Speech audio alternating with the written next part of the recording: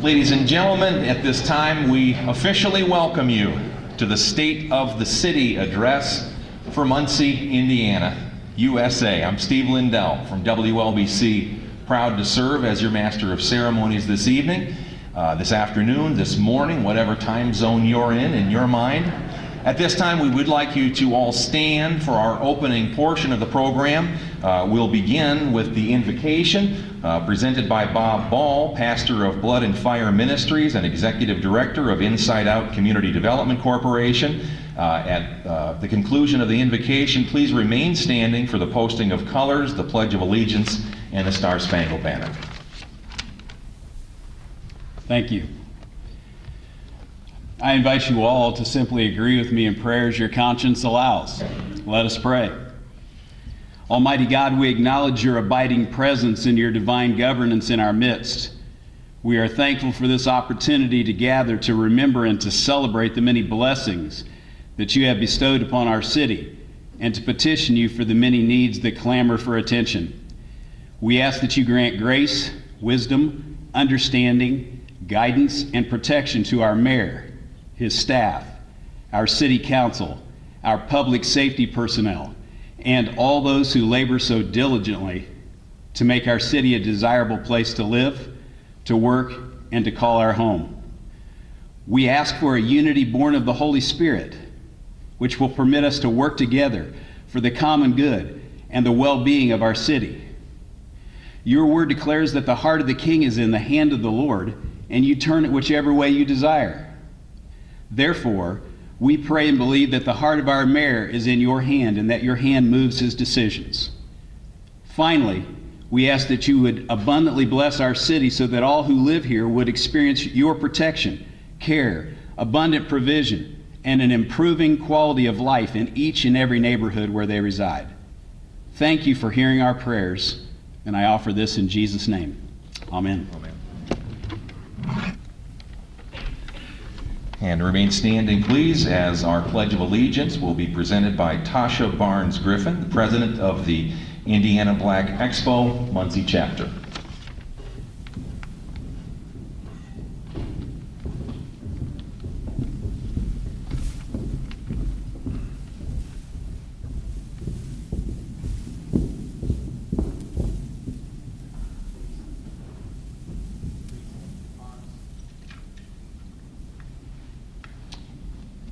I pledge allegiance to the flag of the United States of America and to the republic for which it stands, one nation, under God, indivisible, with liberty and justice for all.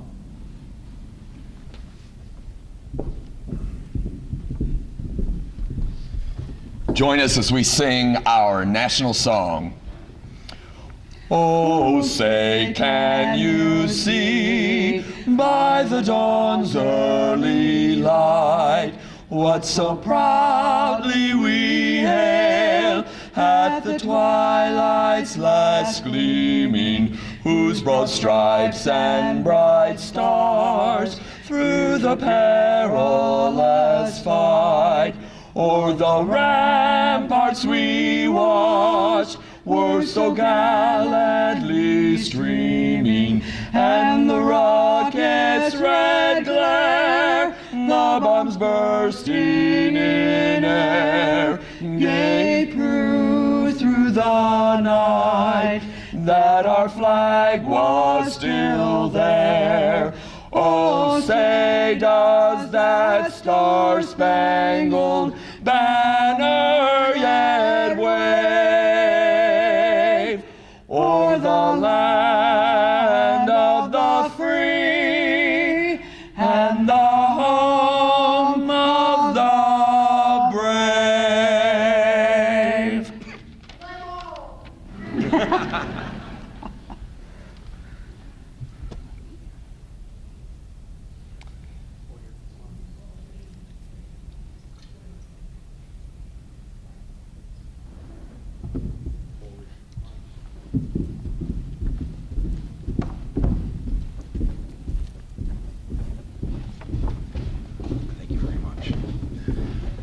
And you may be seated. Thank you very much. Thank you to Dale Basham and Becky Bly for performing the Star Spangled Banner. Yes, very appropriate. And the ROTC from the Muncie Community Schools, Major Tim Cummins, sponsor. We thank them for presenting our colors this morning. Once again, we welcome you to an important event in any city's annual docket of things to do. Today we find out directly from the Mayor of Muncie how things are going and how things will be going. We look forward to his presentation in a moment. We are very thankful for all of you for being here this morning and look forward to the positive flow of information that you will find out about today if you don't know already. There's a lot of good things happening in our community. It's at this time that I'd like to introduce our next speaker. He is the Dean of the College of Communication, Information, and Media at Ball State University and the Chairman of the Board for the Muncie, Delaware County Chamber of Commerce, Roger Lavery.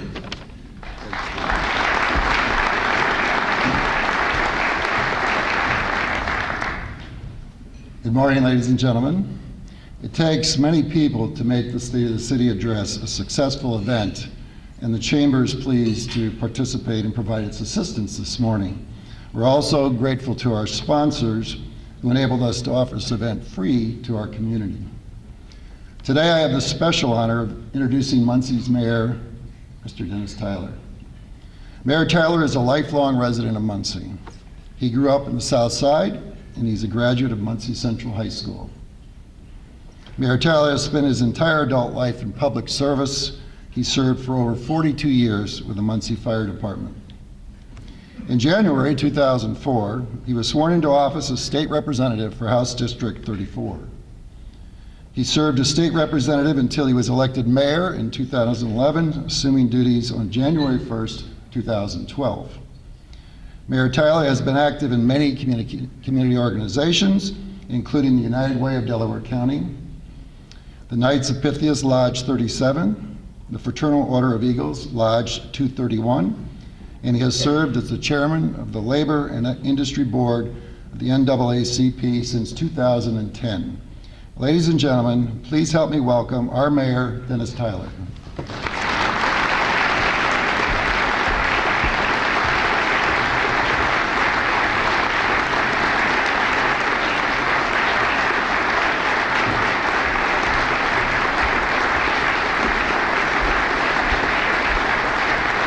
Good morning. Good morning. Thank you all for being here. Appreciate it so much. And thank you, Roger, for the great introduction. Thank you to Bob Ball, my good friend of Blood and Fire. Bob is one of the pastors and ministers that come to my office on the third Tuesday of every month. And we talk about our community in a lot of great ways and what we can do with our religious organizations to improve our community. And I greatly appreciate all of you taking the time to do that. Thank you to Tasha Barnes-Griffin and Dale and Becky, as always. You're just amazing. And ladies and gentlemen, how about our Muncie Community Schools ROTC? How about a great hand for them?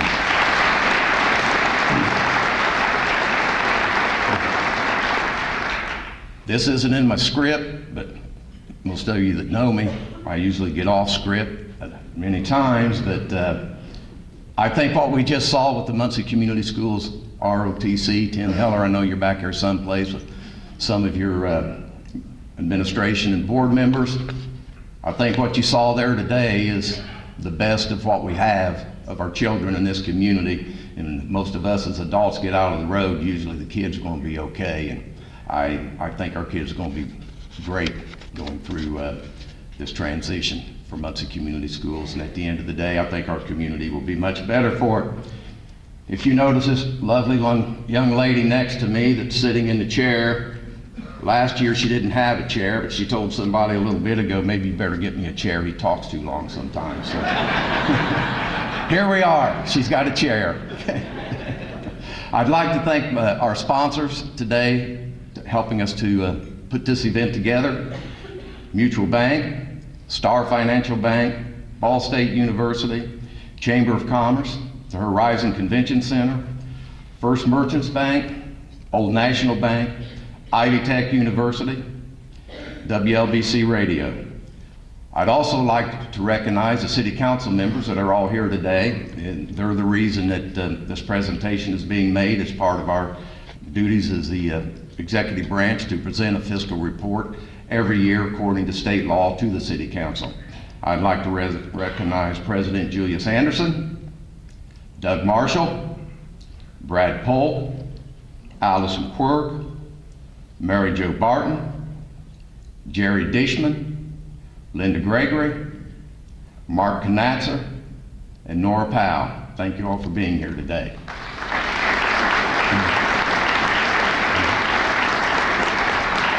Other elected officials that are here in the room are Mary Chambers from the Delaware County Council, our state representative, Sue Arrington, our Indiana State Senator, Tim Lannon. Lonnie Zarnicki is with Governor Mike Pence's office. I know Lonnie's here someplace. Hi, Lonnie.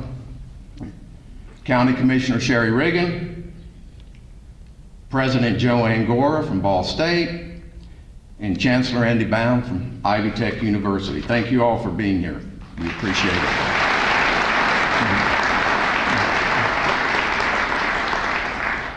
Ladies and gentlemen, I'd like to humbly submit to you as mayor of this great city of Muncie, and it is an honor to serve you and be here this morning. The strength of our city is in our unity and working together. It is in the collaborations among our citizens and organizations when we do work together. We are no longer imagining the possibilities of progress from working together. We are now realizing the possibilities of progress from our togetherness and our vision of working together. If you'll see on the screen behind me, you'll see a number of many different partnerships that we've put together in the last 27 and a half months in this great community of ours. The number of partnerships and collaborations continue to grow every year. Many of these partners are private not-for-profits. Many are for-profits. Many are public partnerships. The most important part of these partnerships are how we are all working together to create a better quality of place and a better quality of life for our great city. Without these partnerships, it would be extremely difficult for my administration for us to move some of our initiatives forward as quickly as we hope to do. As mayor, my administration greatly appreciates your support and dedication to Muncie. Thank you so much. As I said, I'd probably be getting off script every now and then, and I need to get off script right now. Something just hit me in the back of the head. I forgot to recognize the most important person with me here this morning, and that's my lovely wife, Vicki.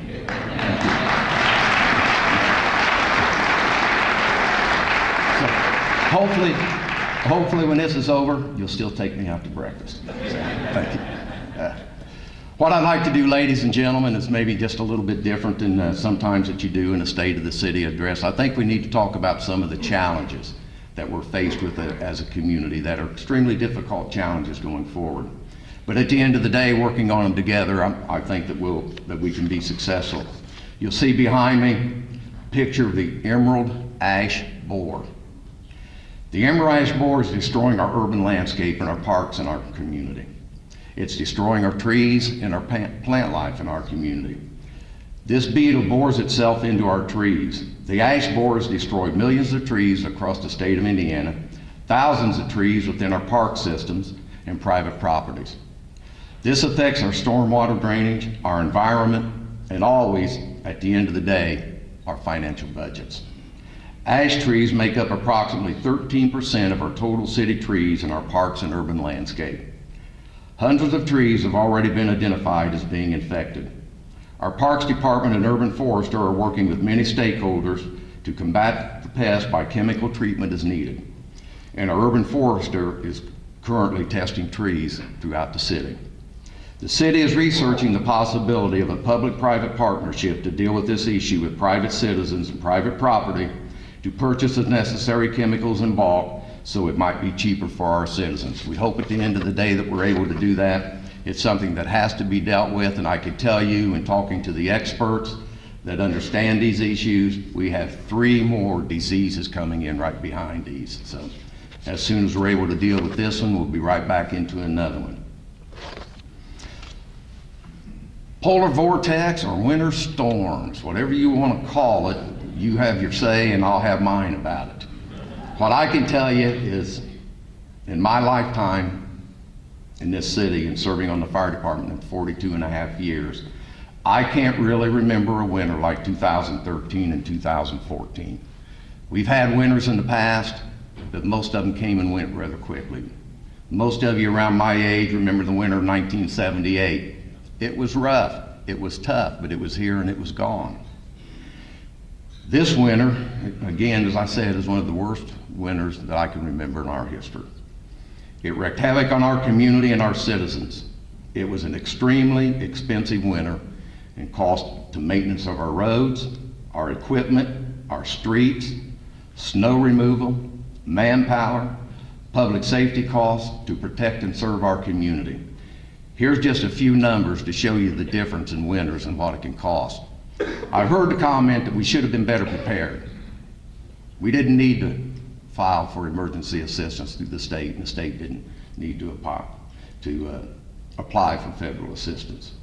But I don't have to tell you, many of you in small businesses, I can't tell you how many small business owners I have personally tell me how devastating this winter was to them to even be able to survive it because of the sustainability. So if it's that difficult in the private sector, please try to imagine the difficulty in the public sector. Just some examples, ladies and gentlemen. Pothole patch cost in 2012 and 2013, the previous winter. We purchased 55 tons. That was a total of $3,800. Pothole patch in 2013, 2014, 376 tons. 7 times the additional at $29,967. And we're still purchasing it. Salt for 2012 and 2013. We purchased 2,237 tons at a cost of $147,535. Salt for 2013, 2014, 4,953 tons at a cost of $438,761. Some of this salt we purchased in St. Joseph, Michigan, when we weren't able to purchase salt in Indiana due to the shortage of salt through our state provider. Now let me make it very clear, that was no fault to the state. Cargill, the provider, simply ran out of salt. We weren't able to purchase any. Then when they did have some, and we wanted to send trucks to pick it up, they wouldn't allow us to send trucks to pick it up. It could only be their trucks delivering it to us. So I asked my street superintendent, Duke Campbell, and Aaron Kidder, who works in our grant writing department, let's get on the internet and see if we can find something. They found salt in St. Joseph, Michigan. We sent units up there. They ended up bringing it on pretty close to 2,000 tons. It was interesting, but some of the people that was ridiculing us around East Central Indiana for doing that, 2 weeks after we got back, those same communities were calling us, hey, you guys got any extra salt? We'd like to buy some. We didn't sell it to them. We kept it. They had the same opportunity. We just took advantage and thought that it was the right thing to do. And it was the right thing to do. Because 24 hours a day from the time this winter started, ladies and gentlemen, 7 days a week, our street crews and the interlocal agreement partnership that we had with the Muncie Sanitary District, we were able to keep the streets treated with the chemicals that we needed, and we was able to keep snow plows out in the streets.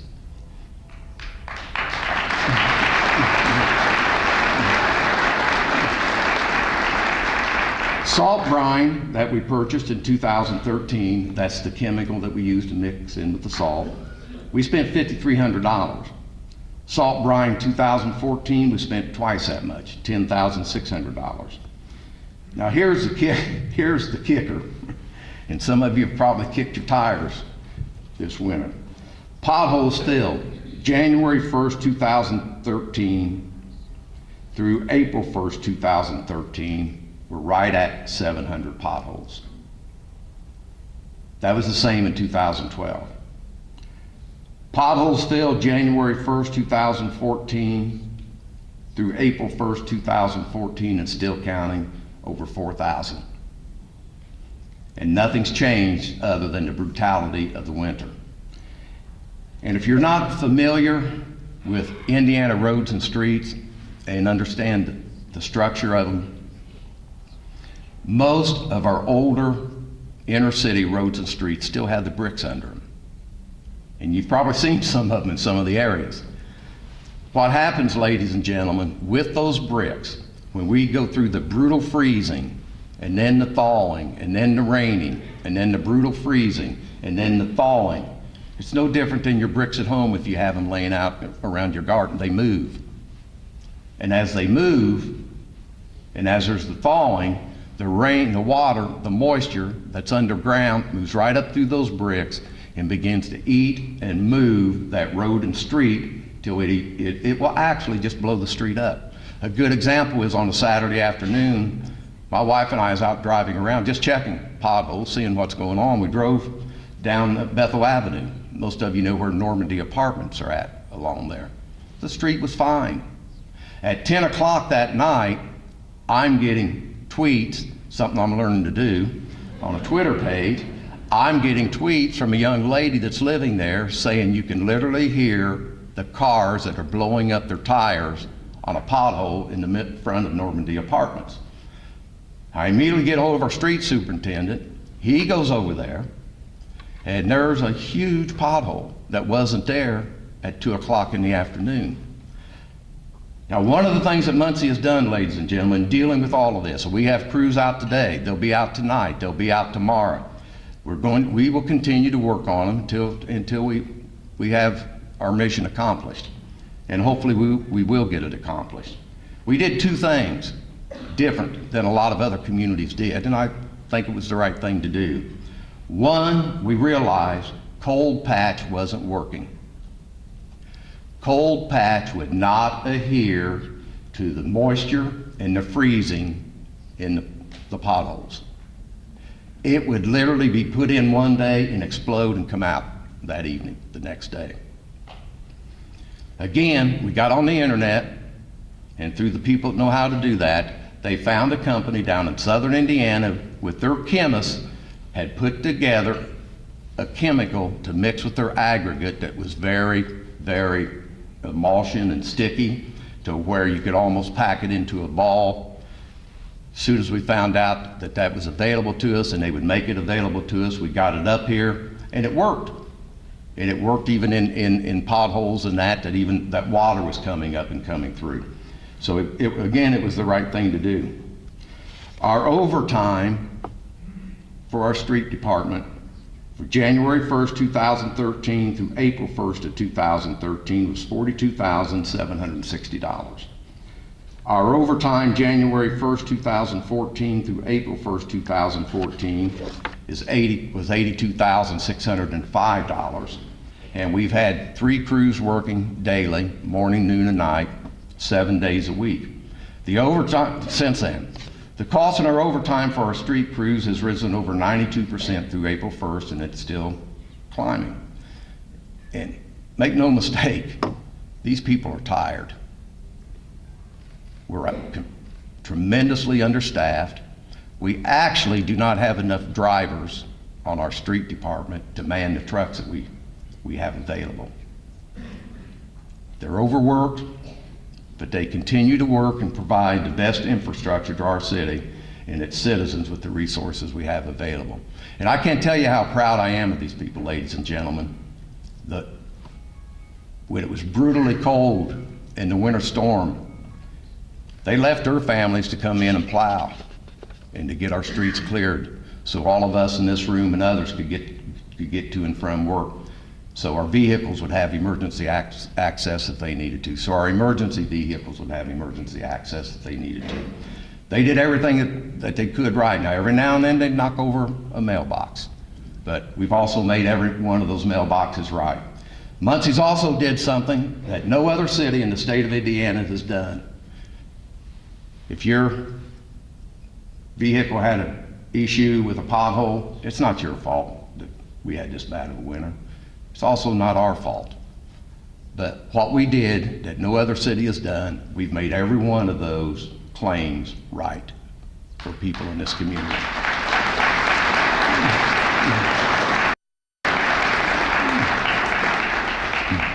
And I have to tell you, and I have to go back again, ladies and gentlemen, to the interlocal agreement with the Muncie Sanitary District. I don't know why it had never been done before. I talked about it a little bit last year. But this past winter just showed what you can do when people want to work together to provide service to a community. Instead of us having 10 or 12 plow trucks out, at different times we had 25 to 35 plow trucks out. Our plows are built for the main and secondary roads. They're the big ones that you see out. The sanitary districts are the ones that we use, and they do a great job of getting out into the neighborhoods and getting them cleared. And the way that we worked it, ours would be out during the day and into the evening. Most of the time after that, then the sanitary district, Phil Reagan, would get his crews out, and they'd be out the rest of the night cleaning the neighborhood. So as you left your neighborhood, you could get to a good main thoroughfare or a secondary street, and right off you could go. And it seemed to work. It really did seem to work. And what we heard from a lot of people is that we kept the roads and streets cleared under extremely difficult circumstances.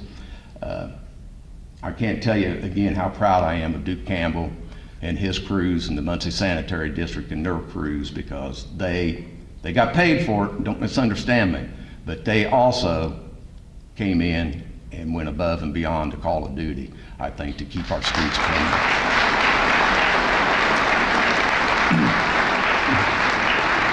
Some of the other issues and challenges that we dealt with this past winter. For the first time in the history of the city of Muncie, City Hall's doors were open, and all of our fire stations were opened as emergency shelters for displaced citizens with weather-related emergencies.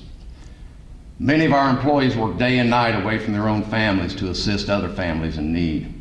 The cooperation and coordination of so many people to provide emergency shelter assistance was amazing. And I'd like to at this time personally thank Kay Walker, Center Township trustee, and Susie Kemper Bridges for working with our public safety crews to coordinate whatever they needed whenever they needed it to provide their shelter assistance. And thank you so very much.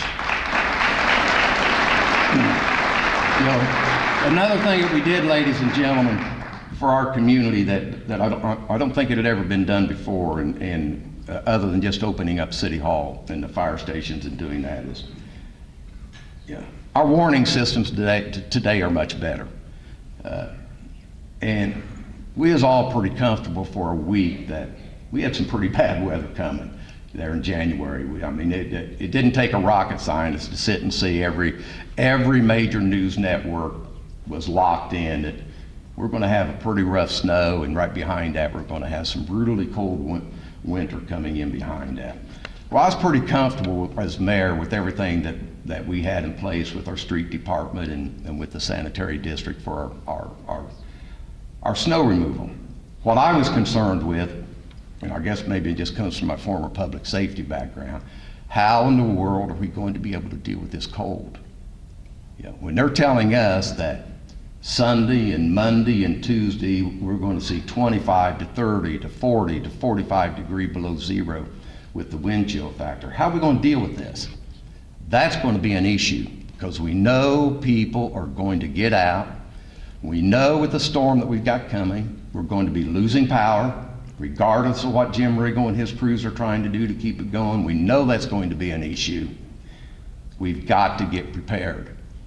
So on the Friday before the storm started coming in on Sunday, I sit down with my police chief and sit down with my fire chief, and we started putting together a preparedness plan on how we're going to deal with this issue, how we're going to make this work so we can keep Muncie as safe and secure as possible and deal with whatever we need to for emergency shelter assistance. We contacted Kay Walker and brought her in to talk a little bit to see what might work and what might not work. And we put together a little plan and thought, well, why don't we do this? We know we're going to open up City Hall. We made a determination. Why not open up City Hall? It's right in the heart of the city. It's right where it should be. Everybody knows where City Hall is. Everybody knows where the fire stations are in their neighborhood. Let's open them up and make them available for emergency shelter assistance. Then let's put together some sort of phone program on how we help people when they need to be helped. So we started it on Saturday morning. Nothing had even happened yet. If you remember that Friday night before all this started coming in, it was really a pretty nice night heading into Saturday. But we made the determination and notified all the media that effective Saturday morning, 24 hours a day until the emergency was over, that the fire stations would be available for emergency shelter assistance and City Hall would be open for emergency shelter assistance. Again, it's another one of them issues that we noticed there was things going on across East Central Indiana and other areas that, why would they even be doing that? We don't even know if we're going to get that bad of snow. We don't even know what's going to happen. We don't even know what's going to happen.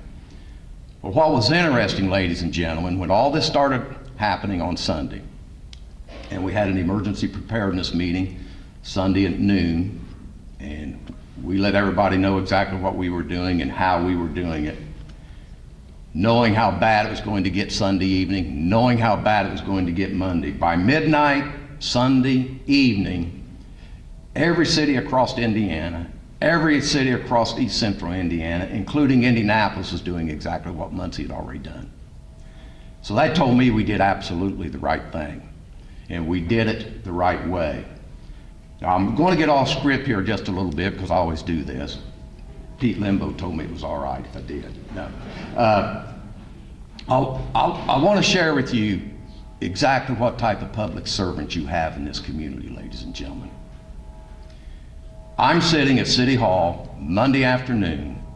Downtown Muncie at that time had a wind chill factor of 45 degrees below zero. I was being interviewed by 2 or 3 different radio stations about how we were dealing with this and how we were dealing with that. My fire chief is there with me, and I don't even know if Eddie's here or not right now. Fire Chief Bell? He is, okay. Chief Bell takes a phone call at my desk from a gentleman that's on dialysis. He has to be for his dialysis treatment at 7 a.m. Tuesday morning and has no idea how he's going to get there because nothing's open, nothing's running. Muncie Mall's calling me on Monday, you know, how long are you going to keep City Hall closed under a snow emergency? Because we have to close, and Best Buy's calling me. Eddie tells this fella, I'll pick you up and I'll take you to your dialysis. Chief Bell gets up at 5:30 Tuesday morning, picks that gentleman up, takes him to dialysis, and takes him home. Now, to me, that's the epitome of a public servant and what we have in Muncie, Indiana.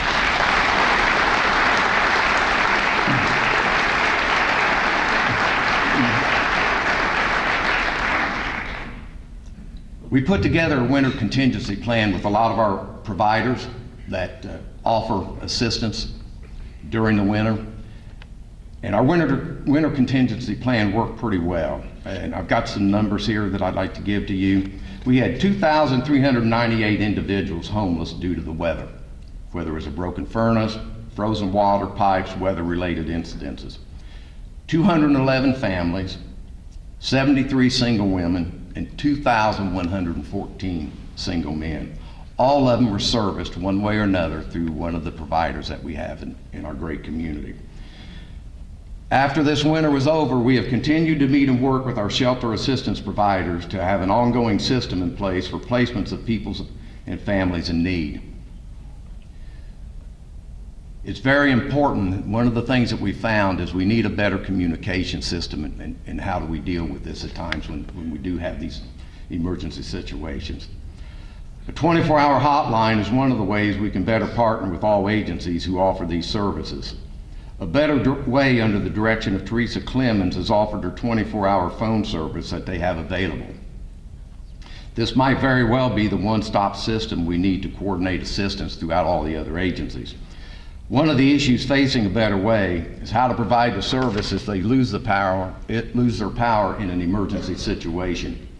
We've looked into the cost of installing an emergency backup generator to assure we would have a line of communication, and it's probably around $38,000. But I think that all of us working together, we should and have an obligation to find a way to do that, because I think in these times of emergencies and that, we need some sort of line of communication open to do that. Oh, by the way, too, a week from Saturday, the Better Way will be holding their annual Peace Walk. I would suggest you be there or be square. It's a great program, okay? And it is for a great cause. And I can also tell you, ladies and gentlemen, if we've learned anything from this past winter, it's the importance of being prepared. Prepare for the worst and hope for the best. We did that. We prepared for the worst, we hoped for the best, and we got the worst. But we came out of it pretty well, and we came out of it very strong. We need to be prepared to care for our community in the event of a disaster, and we need to be prepared to give the best information to our public safety officials so they can react quickly when our citizens' health and lives are on the line. Beginning in 2014, the city is putting in place 2 systems to help us achieve this goal in a whole community preparedness initiative. It's called the Mobile Safety Emergency Notification System, and you'll see a picture of it there. Muncie and the Muncie Sanitary District will be implementing an emergency notification system through a partnership with ATT Rave to notify our employees as well as Muncie citizens regarding an emergency occurring within our community. All Muncie and Sanitary District employees will be signed into the program at all times. If you as a citizen are signed into this program, it will send mass emergency notifications in the event of a weather or safety emergency. This is similar to the system Ball State uses today to notify students of emergency issues on campus.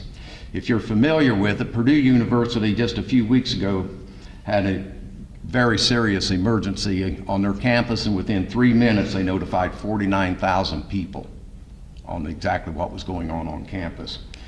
It will have the capability to send emergency broadcast messages through text messaging, emailing, social networks, and through voicemail. Muncie citizens will be able to sign up through the City of Muncie website. It's very simple and it's free. We will be launching a public relations awareness program encouraging our citizens to sign up, and I hope you all do. You will see on the screen a mobile safety smart 911 system. This is also a part of this program. A new Safety Smart 911 system will be able to give important information to first responders in the event of an emergency. Provides important information to safety and medical first responders when citizens call 911 dispatch. We are doing this as a collaboration with Delaware County officials and our 911 Emergency Communication Center Directors Board. As we had the opportunity to review the Smart Messaging System, as well as the Smart 911 program, together we felt this was another great opportunity to partner with the county to provide the best public safety notification available today. I would like to thank everyone involved in this partnership that puts Muncie and Delaware County in the forefront of technology to provide the best public safety tools available today. Critical and helpful information that shall include medical conditions, disability, emergency contacts, and again, all of this will be at no cost to Muncie and Delaware County citizens. And if you look at this, ladies and gentlemen, if you have an autistic child, you may have a child that's deaf, one with PTSD, dialysis, whatever it is, you can go on with your phone through the website, lock all that in, and the minute that that phone dials that 911 communication center, all of that information will show up, which will tell those medical first responders if they're heading your way, there's a child with autism in that house. You get within 2 blocks, you need to shut them sirens off. You need to shut those red lights off so you don't trigger a reaction. If you have an elderly loved one that may be an amputee, may be in another room someplace, once that kicks in, they'll know exactly where that bedroom's at and exactly where they're at and how to get to them. We think it's a great tool.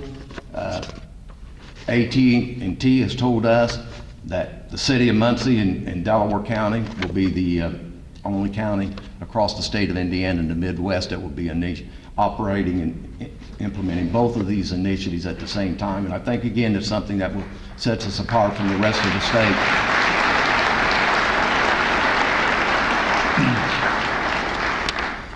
The city of Muncie has a new website that we launched last Friday.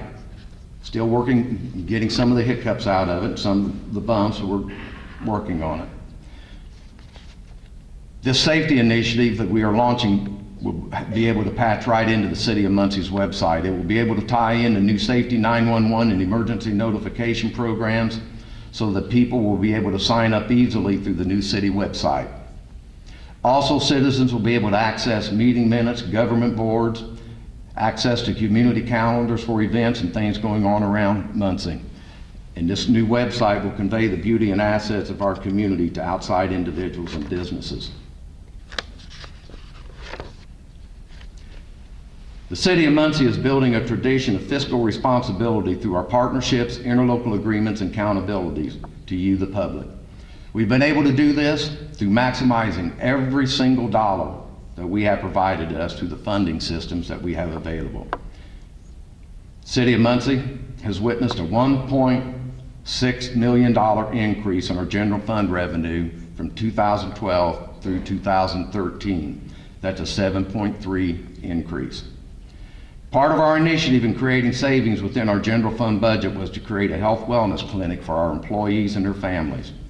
Again, this was an initiative after many talks with county government, Muncie Community Schools, Muncie Sanitary District, and the Center Township Trustee's Office. We were finally able to put in place and implement this late last year. It was an extremely difficult process to select a provider for these services. We had a number of great providers that came in and give us a very good presentation, but at the end of the day, IU Health was chosen over a number of other bidders. We have challenges in the system we have in place, as you do with any program this large and serving as many people as we are now serving today.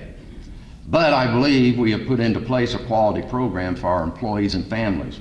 Today it is currently operating at a 90% capacity, and just yesterday, the latest statistics I got for our city employees show a potential savings of every dollar spent inside our clinic would have cost us $1.25 outside the clinic. That's a saving of 20%, and that's all tax dollars, ladies and gentlemen.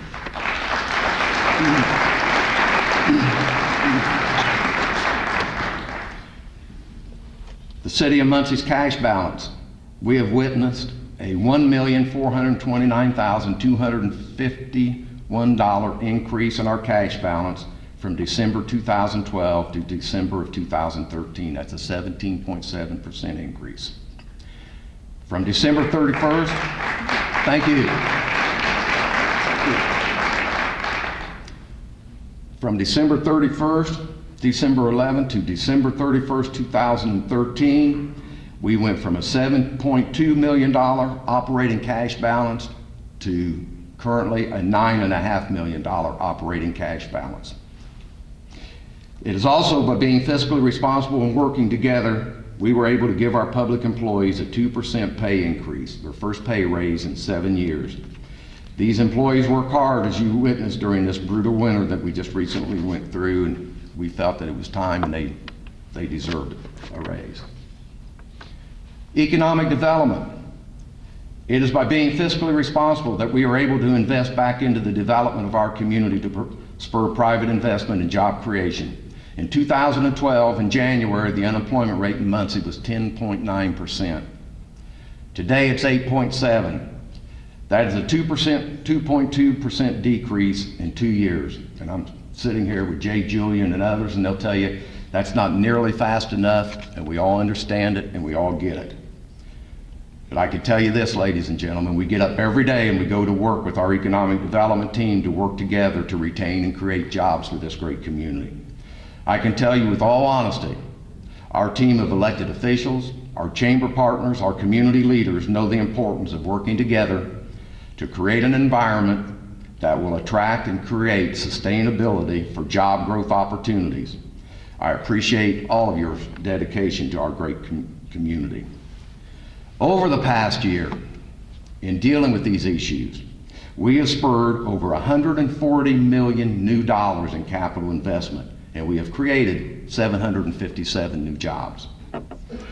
The RAMP program, which is short for Regional Advanced Manufacturing Program, is a collaborative effort with Indiana Work One, Ivy Tech, Delaware County, and others. The City of Muncie is investing $900 for every Muncie resident that is hired through this program. That program right now today, ladies and gentlemen, for every person that qualifies and goes through that rigorous job training program, has a 75% hiring rate of having the opportunity to go to work. That's tremendous. I'm very proud of that. Our challenge is getting people to participate in it, more employers to participate in it, and it is absolutely the best bang for any buck that an employer could have, because it's a free training program for them. We all pay for it. It's a free training program for them. The City of Muncie's continued investment in this important training program continues to pay off in training our citizens and preparing them for employment. Working with Work One and all of our partners, the City of Muncie is way ahead of other communities in training our labor and training our local workforce. And we hear that every time that we have an investor or developer come in from another state or another country, talk about what a well-trained workforce that we have available. Compressed natural gas fueling station, the Muncie Sanitary District. They are spurring development at the local level by investing in projects that are good for our community. A new combined natural gas station will be complete by May the 5th. This project is reusing 9.5 acres of a vacated property and will have trails along with a stormwater education program. The Muncie Sanitary District will have 12 new trash trucks that will all run on compressed natural gas. It will save them approximately 1/3 of their normal fueling costs. This station is already being nominated for national awards, and this afternoon I know we have a trucking agency coming in that wants to meet with the Sanitary District about possibly signing a contract with them. And another thing that the Muncie Sanitary District's doing, ladies and gentlemen, in our partnership with them that I'm extremely proud of, and maybe some of you have heard them talk about it. They're doing a lot of work underground, a lot of CSO work, and it's extremely important, and it's a mandate, and it's something that they have to do. The challenge to them that I've challenged them with, Mike Klein, Bill Smith, Joe Evans, Nikki Grigsby, and the rest of them is, everybody knows what you're doing underground, but nobody can see that. All they know is they're paying for something they can't see. We need investment above ground when you're doing that. And there's things that you can do in ways that greatly enhance the environment, greatly help us with stormwater runoff and drainage, and at the end of the day, they can create walking trails and a lot of other opportunities for our community that add no additional cost to the project, and we're all far better off for it. And I appreciate the Muncie Sanitary District for taking that challenge on and doing that. Thank you.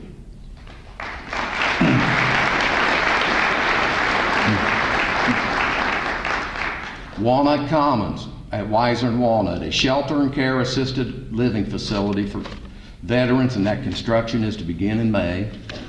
That is a $9 million new investment, ladies and gentlemen. That will be a great asset to that corner. That most of you know it. That's where the United Way offices and the old golf restaurant is. That will be a great asset, excuse me, to that end of town. And AEP, Jim, are you in the room someplace, Jim Riggle?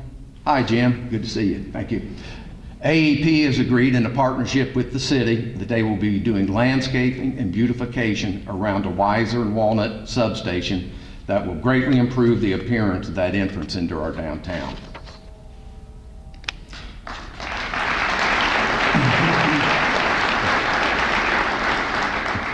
Another new project, Sugar Grove Senior Living Apartments.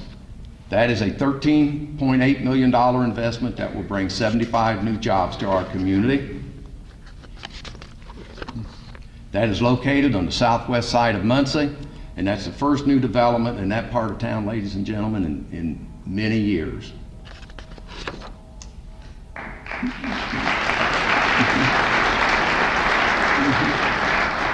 Other new development initiatives going on at this time, and some of them are completed. American Chevrolet, Kia of Muncie at Nebo Commons. There's future development being prepared to kick in out there. The Village Promenade, a $60 million project in University Village. Chick-fil-A, Moe's Southwest Grill, the Grove Apartments.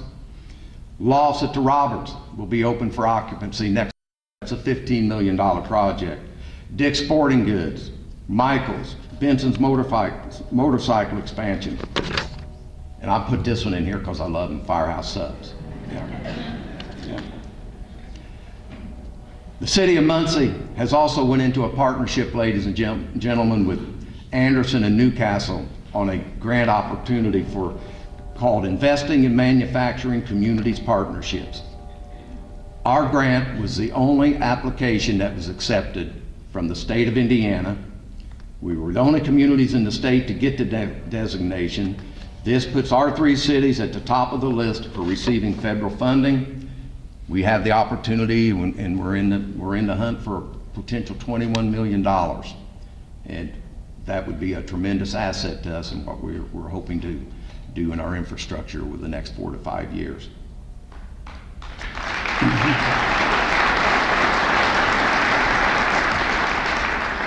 I can tell you, Dick's Sporting Goods is a good example, ladies and gentlemen. We have investors looking at Muncie today in 2014 that weren't looking at Muncie in 2012. We have investors that we reached out to in 2012 that wouldn't return our calls, that are now calling us in 2014. And that's because of everything that we're doing together as a city and as partners. The Dick's Sporting Goods with Michael's and McAllister's Deli will bring 100 new total jobs. Lost at the Roberts is a $15 million project that has 100 jobs attached to it. Our beautiful downtown Muncie. I'm so proud of everything that's going on downtown today. Our downtown is growing every day in terms of businesses, jobs, and housing. Downtown currently fosters 2,500 jobs. They currently have a 98% occupancy rate in housing. That tells anybody that's in the housing industry or anybody in the banking industry, we need housing in the downtown area. Not only do we need income-based housing, we need market-based housing for the entrepreneurs and that coming out of Ball State and others that they want to look to make Muncie their home. But they want to look towards downtown Muncie. And all of this, I think, a lot of it has happened because of the new campaign that they've launched, Downtown, the original Muncie. It's caused a swell of interest and momentum. Downtown development hosts 50 events per year and sees over 30,000 visitors. 2013, they saw 6 new startup businesses. In 2014, we already have 3 new businesses in our downtown. Excuse me. Over the last 18 months, the city of Muncie has added 300 additional parking spots to the downtown, and we're currently redesigning signage and incorporating new parking standards in downtown Muncie.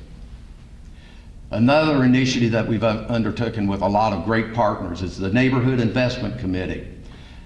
That was a committee that I appointed last year, a 9-member land bank task force in April 2013 to research best practices from across the nation. A presentation was given at a community development roundtable in September 2013 with a resolution passed by City Council in March of this year. The city ordinance on urban homesteading was updated to reflect 2013 changes in the Indiana Code. Nick is working with Ball State's Building Better Communities, John Fallon, the County Auditor and Treasurer's Office, Community Development, Historic Preservation Commission, MAP, Muncie Redevelopment Commission to provide options for neighborhoods, which include side lots, parks, urban gardens, urban orchards, the Dollar Home Program, neighborhood development. And we can make all these things work, ladies and gentlemen, with the right partnerships. Some of them look extremely difficult, and some of them I look at different days and I think we're never going to get that done. But talking about the urban gardens and urban orchards, a young man came in to see me last week works for Ontario Corporation, has just an absolutely fantastic idea on how we can create an urban gardening teaching school to bring people in and teach them how to create their own sustainable food through a garden. And he knows exactly what he's talking about. He's into aquaponics and he has it in his garage. The guy is just to me, he's way ahead of where most people need to be in this. And he's willing to put together the urban garden. And when I told him, I asked him, if we find you additional ground, would you be willing to build us and put in place around your gardening program an urban orchard that we could open up to the public? And he said, absolutely, I'd love to do it. And I'd love to work with them on how to do it. And we get this done, I'll even go into the neighborhoods and I'll teach people how to create their community gardens. He knows how to do, this means nothing to me, but it might be to some of you. He knows how to do the compost. He knows how to do the worms. And he said in a year, I can have this school up and running. And it'll be at no charge to citizens of Muncie. It's just something he wants to do to give back to our community.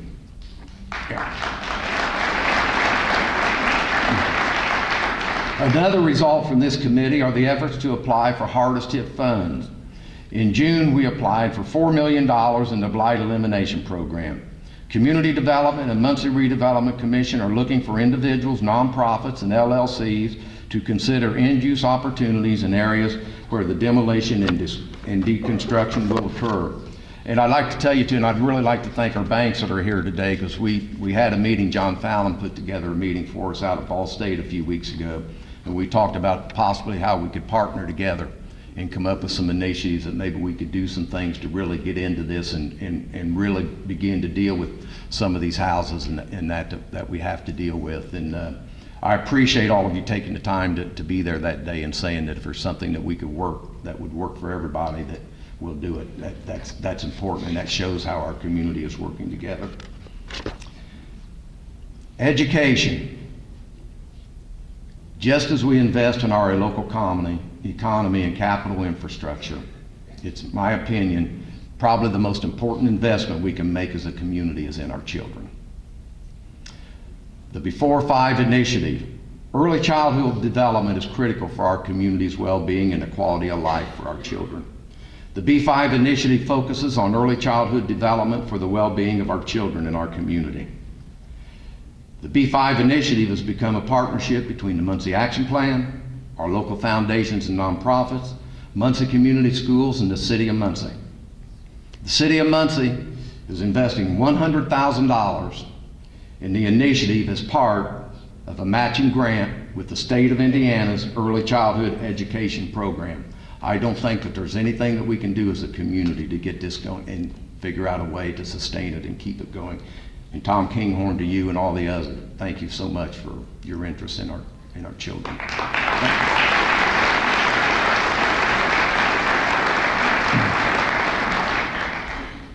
Safe Routes to Schools program that will begin looking at what we as a city can do so that our Muncie children can travel to and from school safely by improving our infrastructure. We are working with the Muncie Metropolitan Plan Commission, the Muncie Community Schools, and parents and other partners to develop a plan for our children's safety. Improving our sidewalk and street infrastructure will improve our community's walking ability, allow us to become more handicap accessible, improve our overall health and wellness, and at the end of the day, we know it's the right thing to do. This is a major investment in our quality of life and quality of place initiatives. And it's extremely important, ladies and gentlemen, I'm sure you're aware, but we truly have elementary schools that have no sidewalks to those schools. And it has to change. Under this crazy daylight savings time that we're under, this past winter, we had kids walking to school and it's pitch dark out, and they're not on a sidewalk. It's an investment. And I know you've all heard me say this for 27 months. Investment isn't cheap. Whether it's in your home, the car you drive, the doctor you see, or whatever it is in your life, investment isn't cheap. But at the end of the day, it's the right thing to do, because the more sidewalks we have, the more that infrastructure quality of place is what drives growth and investment in your community. Ball State University. Ladies and gentlemen, I can tell you with great pride that the City of Muncie partnership and working relationship with Ball State University has never been greater. And I think we owe a lot of that to the leadership over the last 10 years to President Joanne Gore.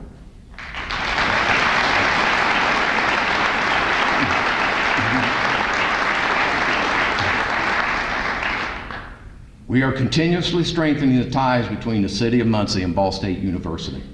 We both recognize when Muncie rises, Ball State rises. And when Ball State rises, Muncie also rises.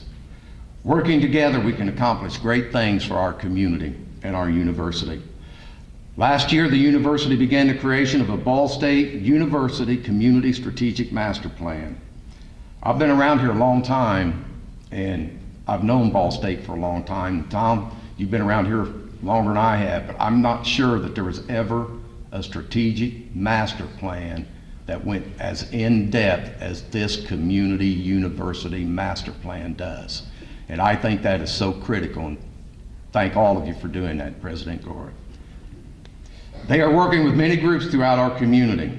I've been in a number of meetings along with other members of my administration, and it's a great opportunity to create a partnership for many generations to come. In the last 6 years, the university has completed more than 100 immersive learning projects, 700 outreach and engagement projects. Ball State's Building Better Communities program is strengthening ties by focusing on programs in our neighborhood, such as the Neighborhood Investment Committee. John Fallon didn't bat an eye when I called and asked him to serve on that committee, and it's just been such a great asset to us. Ball State's commitment to the City of Muncie has increased to $266,000 for the purchase of a new fire truck to better protect our student community and residents in our city. This truck enhances fire safety for Ball State facilities as well as many other buildings in the City of Muncie. We are working with Ball State's athletic department for increased opportunities for our children in the Muncie parks. Kudos to you, Coach Pete Limbo, and your players. You see them everywhere in our community giving back. Whether it's in neighborhood cleanups, participating in punt, pass, and kick competition at Heacon Park last Saturday, with Parks and Recreation at the new Unity Center, or at the Taking Back April Walk, promoting nonviolence Sunday at Muncie Field House. Thanks, Coach. We appreciate you.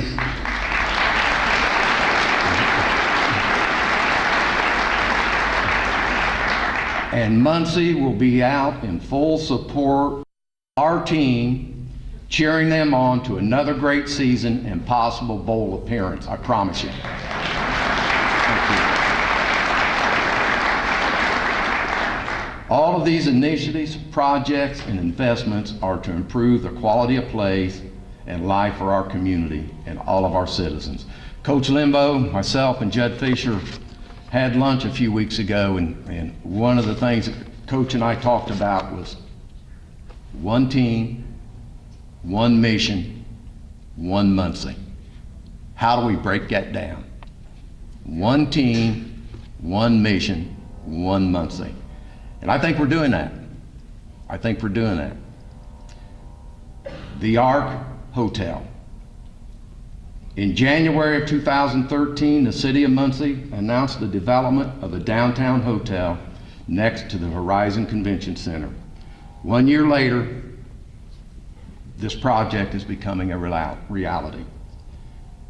An announcement with Governor Mike Pence on March 4th was a partnership with the city, the state of Indiana, our downtown development partnership, the Arc of Indiana, and the Horizon Convention Center.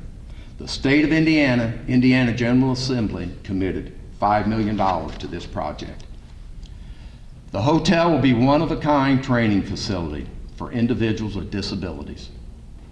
Already it's garnering national attention. It has been featured numerous times in the Indiana Business Journal, Inside Indiana Business with Gary Dick, Huffington Post, Disability Scoop, and other news outlets throughout the country. It has been shared through social media over 30,000 times. The importance of this project, ladies and gentlemen, I had the great opportunity a few weeks ago to speak at the Makers District Symposium Luncheon. And they had a gentleman there speaking on how they put their initiatives around the Monon Trail and the trails in Indianapolis. And he said something that stuck with me, and it stuck with me today. To be successful as a community in today's society, he said, you have to have that one defining moment. You have to have that one defining project. You have to have that one defining quality of place that sets you apart from all others. This is ours. This is our defining moment.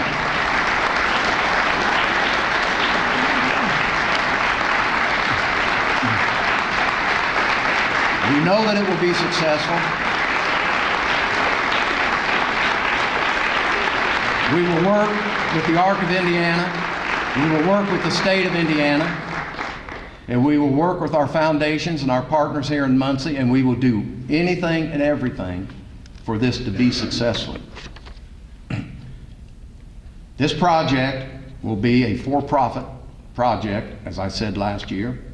It will bring in approximately $1.5 million in new property taxes over the first 5 years. Excuse me. The anticipated 42% increase in convention business, Joanne McKinney is sitting there just licking her chops. We are prepared to break ground early summer of 2014 with a new hotel complete for occupancy in 2015. Public safety. Our fire stations continue to serve as safe stations for children and individuals facing difficult situations. The City of Muncie has implemented new hiring policies for veterans and our Muncie residents to give them an advantageous opportunity to our police and fire departments through our police and fire commissions. That's never been done before, ladies and gentlemen.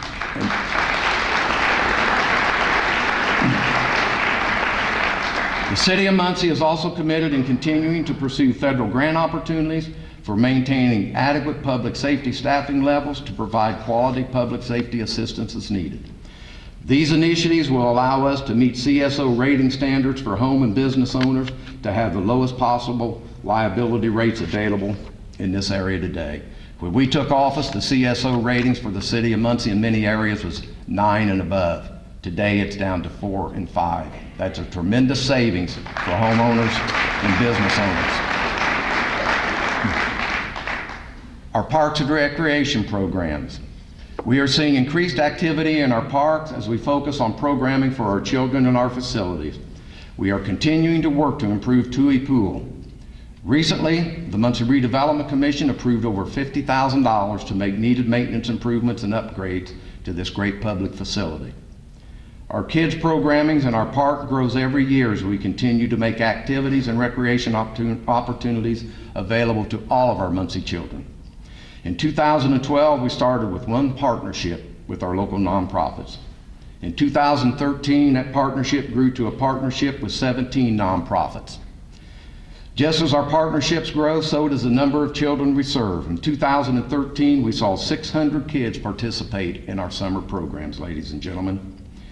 We appreciate our partners who are as committed as we are to providing summer and year-round programming.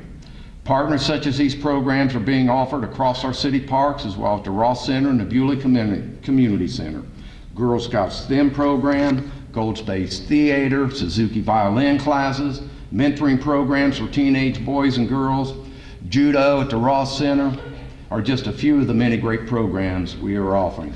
And if you haven't ever had the chance to see a 9 or 10-year-old child pick up a violin in an area, in a neighborhood that's never seen a violin and hold that violin and cherish what they're doing with it, it's pretty amazing, and it's all because of what you're allowing us to do in our parks and recreation programs. The new Muncie Unity Center. Starting in March, our Parks and Recreation Department, in a partnership with Muncie Housing Authority, opened the doors of the Unity Center at the old Garfield School at 9th and Madison to our children and seniors. This has been a 10-year journey for our industry neighborhood as well as the south and southeast side of Muncie, ladies and gentlemen. Our first week of being open, we saw 227 children come through the Unity Center. As of last week, the number of kids have risen to over 350.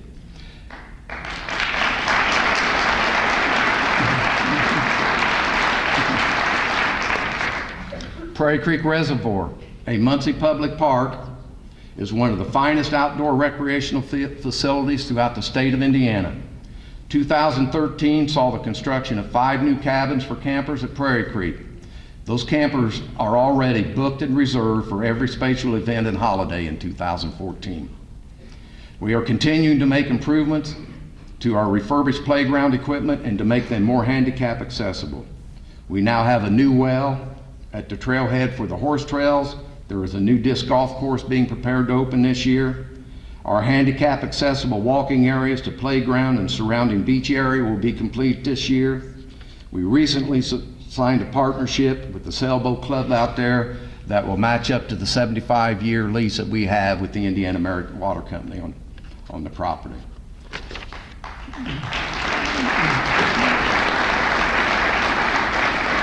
Our Prairie Creek American Disability Acts bathhouse.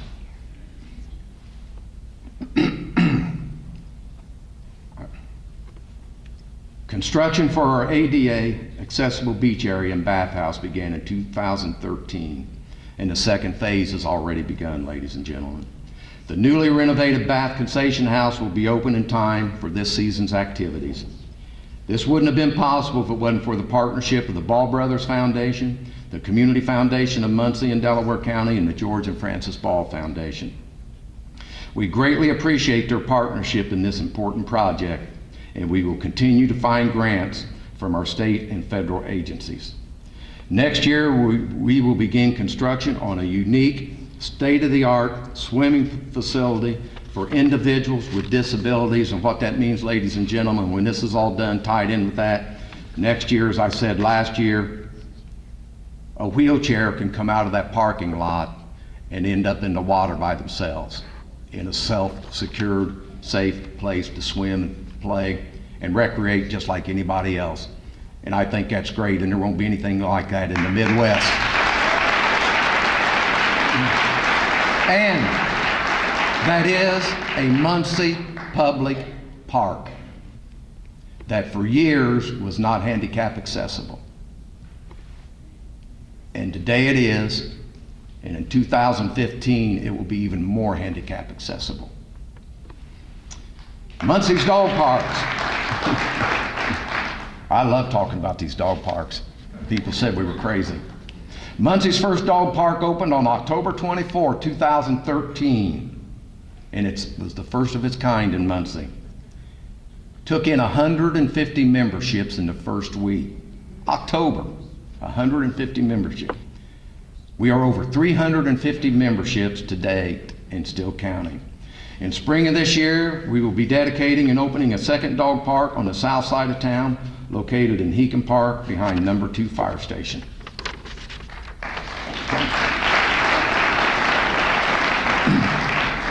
Infrastructure.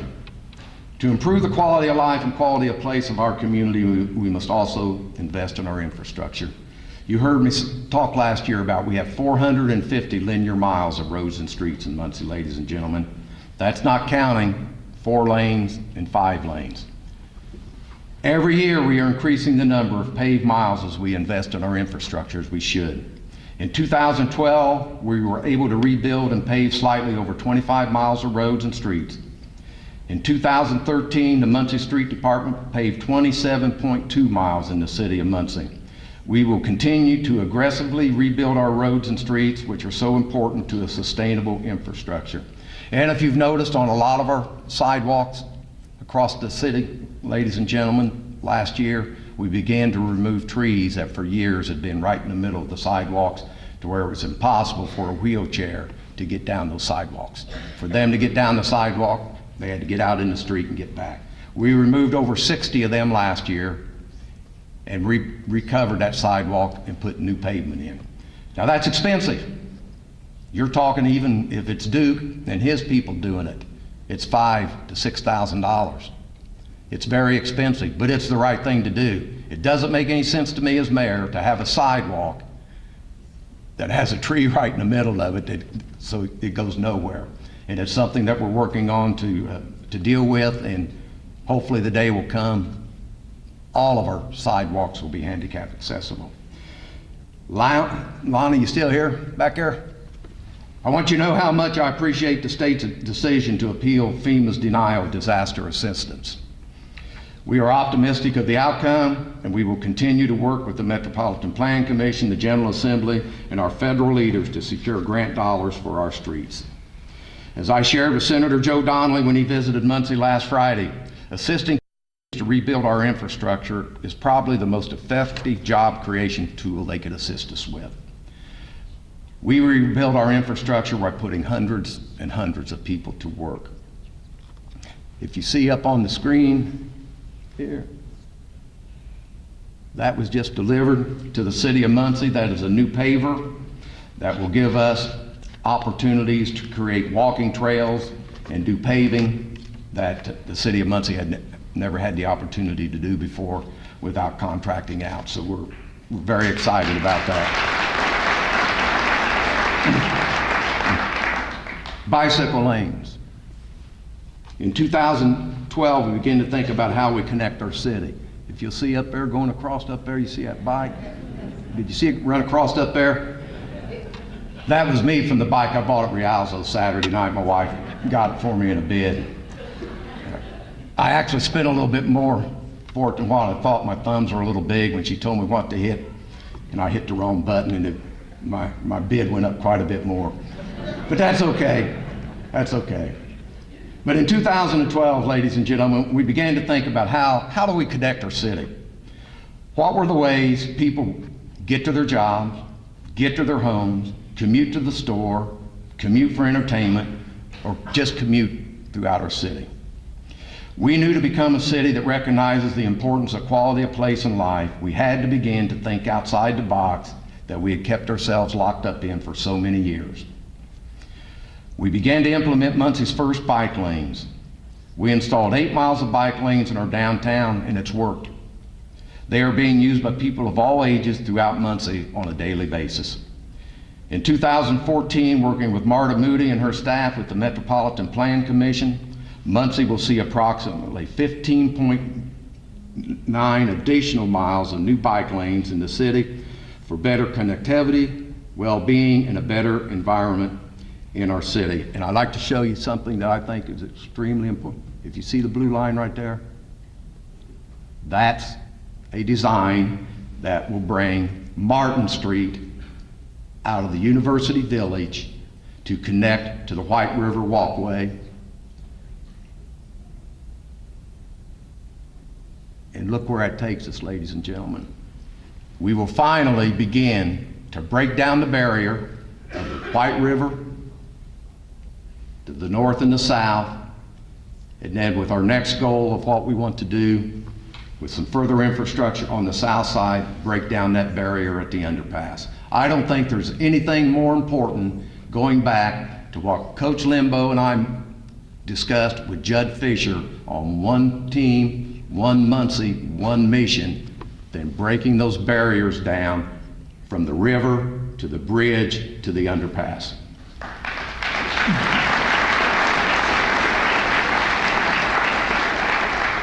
And I happen to think that's pretty cool for a city that didn't even have a bike lane 2 years ago. So, thanks again to Marta and the other volunteers who have worked together on looking at community trails and to create these types of quality of place and quality of life initiatives. At the end of the day, ladies and gentlemen, it all matters when we are creating these spatial types of opportunities for Muncie to grow and attract a sustainable quality living environment. The Southside Gateway Development Project officially began construction in 2013 and will be complete in 2014. This project, for far too many years, saw far too many hurdles to begin to completion. But we were finally able to move forward with the partnership of the city, the Southside Development Corporation, the Metropolitan Plan Commission, the state of Indiana, and the federal government. That will create a $2.5 million investment into the Southside infrastructure and city gateway. Madison Street.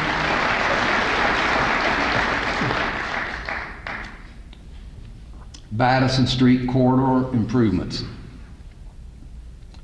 You all know what Madison Street looks like today. In 2014, the City of Muncie will continue to invest in our main arteries. We will invest in our neglected streets, many of them with design and construction is what we hope to begin and have completed by the time the new hotel opens next year. Working with the Metropolitan Plan Commission, new design standards were implemented on Madison Street 6, 7, 8 years ago. That was a great idea and it needed to be done, but what never made much sense to me was we implemented new design standards and new development standards on a street that had been neglected for years. This project will begin to create a link between our Southside Gateway and our ever-growing downtown. We appreciate our partners that are working with us today to begin completion on it. Again, I'd like to mention Jim Regal and AEP. They took on the challenge of working with Duke and our street department on relocating any poles that they have along there and clearing those sidewalks for better handicap access. This project will include new ADA accessible sidewalks, lighting, and landscaping to improve and grow the quality of life and development along this corridor. Excuse me. What this means, ladies and gentlemen, and I don't think it's ever been done in my adult lifetime, somebody in a wheelchair can come out of the Southway Plaza, get on a sidewalk, and come to City Hall and never have to get out into the street again. Again, I think those are the things that are setting us apart from other cities and towns across the country. We have also implemented, through the blessings of the City Council, new design and development standards throughout all of our major thoroughfares. And I hope as we move forward with new development, we'll see a much healthier designs and development for our community. Next year is our sesquicentennial. It will be our 150th anniversary, ladies and gentlemen. We intend to make it a lot of fun, and it's something that we should celebrate. We're going to have some great partners. Ball State University has agreed and will be creating and producing a video for a special State of the City and sesquicentennial celebration that will be pretty darn cool and something we all hope will really trigger a great time as we honor our 150 years of history.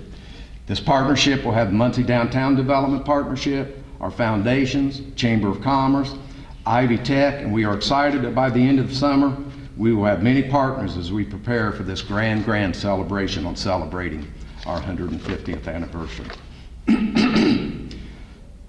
Ladies and gentlemen, in closing, I'd like to leave you with a few thoughts. Many of you maybe never knew me before I became mayor, and maybe you did. But I think if you've learned anything from me over the last 27 months, that there's something that I believe in very much, and that's this community. This community's been great to my family and I, and we love it. And improving the quality of life and quality of place in this community is dependent on the collaboration of everyone. A collaboration of people willing to say, yes, we can make a positive difference in our community. For too long, it seemed the most commonly used word in Muncie was no. No, no. No to whatever and regardless of the issue. It was always, no, we can't. Instead of people sitting down across the table working together to be a part of the solution, regardless of how difficult the situation was, it was always no. It seemed far too many people looking outside of Muncie that were looking to inside believed we were content as a community to say no and not be part of the solution, but be part of the problem.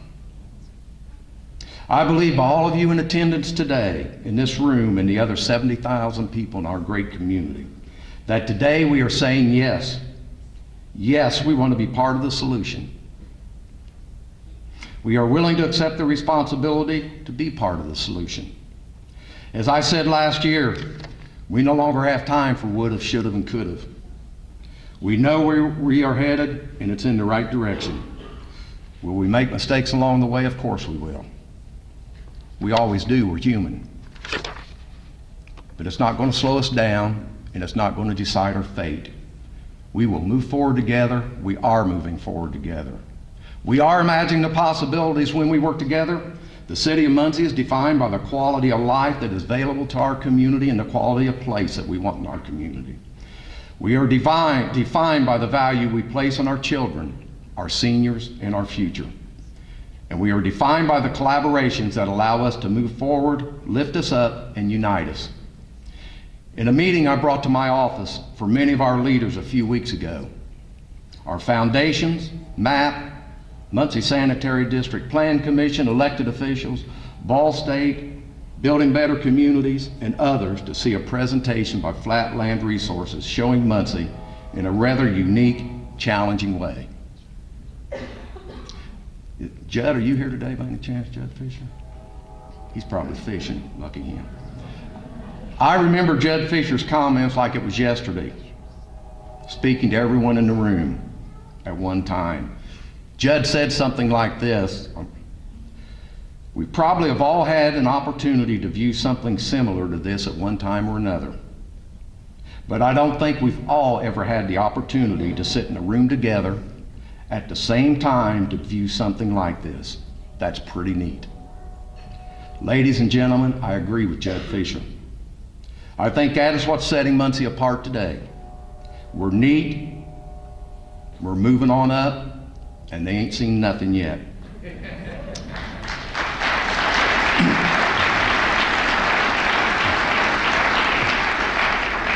Thank you. From my family to yours, this is your state of the city.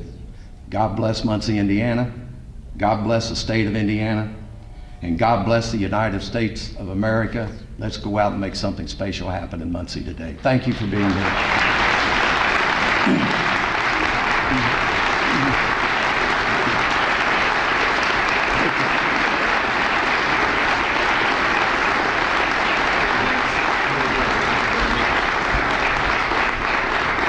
Folks, if you could just have a seat, we have two very special parts of the presentation remaining as our choral group makes their way to the stage.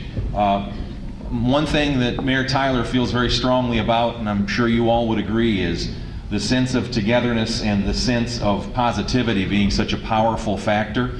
And he mentioned One Muncie and several times in his speech. He feels very strongly about that. And as alum of the south side of Indiana, he referenced during the speech as well. He very much wanted this to be a part of our portion of our program before we were going to be dismissed today. At the conclusion of this presentation, by the way, we have one quick video we'd like you to see before we're off into our work and the rest of our day. But we have stage now from Southside High School under direction of Nathan Jones. Please welcome the Southern Airs.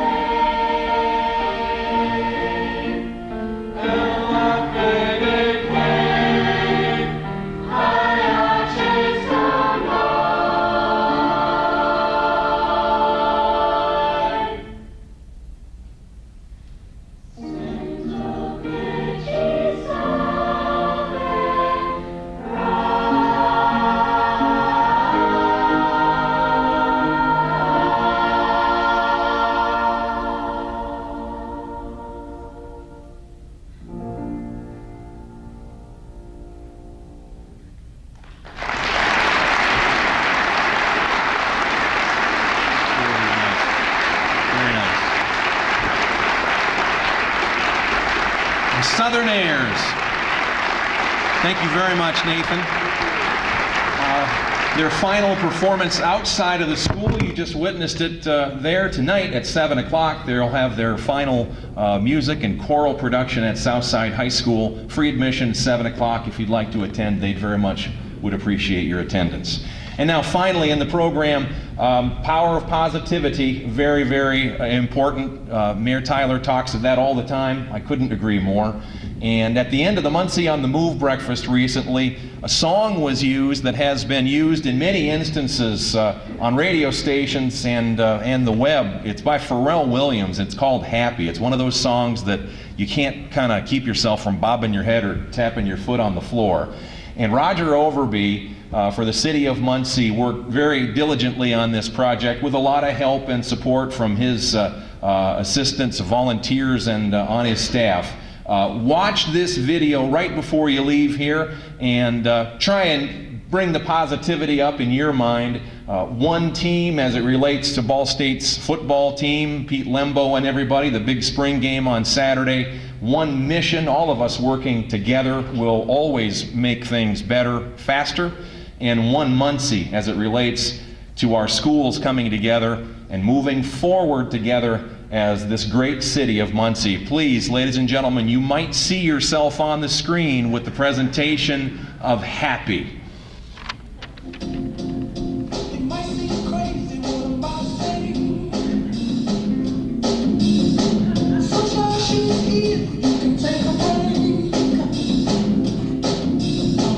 Hot air balloon never goes space. With the air, like I don't care, baby, by the way. Because I'm happy. Come along, you feel